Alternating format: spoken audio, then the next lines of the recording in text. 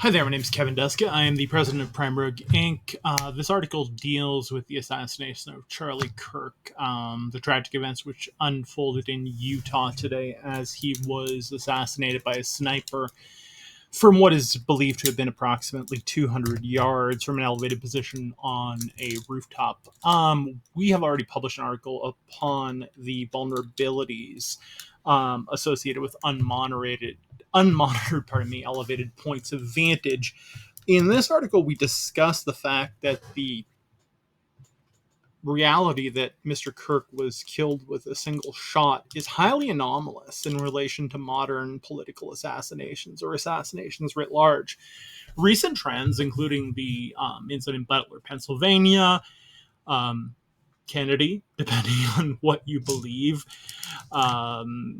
RFK, with few exceptions, for example, the cases of Martin Luther King and Abraham Lincoln.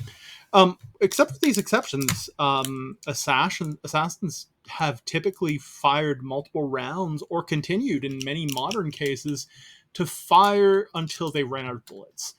The fact that Mr. Kirk was killed by a single shot is not necessarily indicative of anything, but from a profiling perspective, it does suggest the possibility that the individual who shot Mr. Kirk had some degree of firearms training.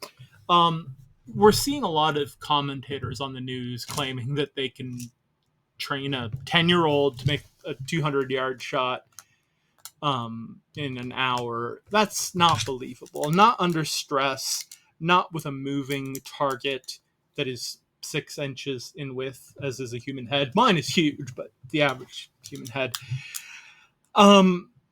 That's not believable. The reality is that all the factors of this case indicate that the shooter likely had some degree of training, whether it was military or other. And this is not to sound conspiratorial, or that they had been firing guns for a long time. While it's unlikely that the shooter was actually aiming at the head, as it appears that the bullet had a downward trajectory over its 200 yards, and that it was probably meant to be a headshot, and the drop rate just wasn't adjusted for properly.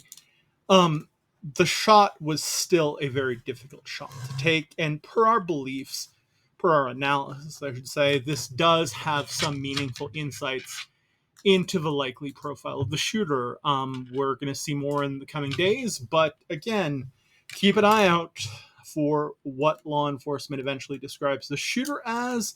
And again, please, if you work in security, law enforcement, VIP protection, please monitor elevated vantage points. What gets protectees killed is not gunmen. It's unmonitored elevated points. Kevin Duska, Prime Rogue Inc., signing off from Calgary, Alberta. Cheers.